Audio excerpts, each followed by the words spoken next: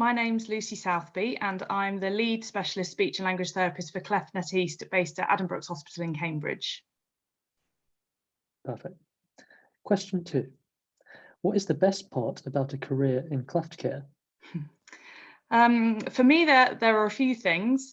I think the opportunity and the privilege to work with people born with a cleft and their families from birth to adulthood and to potentially make a difference to them is one of the best things for me.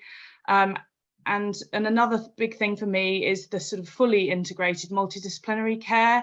I love working as part of a multidisciplinary team when different disciplines collaborate and work together to try and do the absolute best that we can for the people that we work with. So that's definitely one of the highlights for me in terms of why I love to do it. I think those are the two key things. But I guess another thing actually in terms of multidisciplinary team is also that it's in the UK we have a really great national network across all of the centres in the UK. So we have amazing opportunities to work with colleagues from other centres to keep ideas and thoughts fresh and flowing, and that's also really supportive. So yeah, it's a great network to be part of. Question 3. What is the most challenging part of working in cleft? I think probably one of the most challenging things that comes to mind, it's not necessarily a bad thing, but it's a challenge, is that because the services cover really large geographical regions, so the multidisciplinary team includes not just the team based at the centre, but also a network of colleagues across the region who work for different services.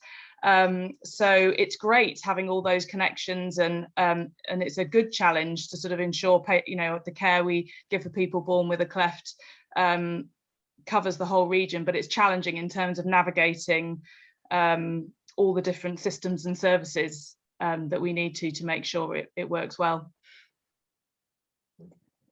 Question 4. What excites you the most about the future of cleft lip and palate care? I think cleft care has changed and improved sort of a lot and in the last 20 years.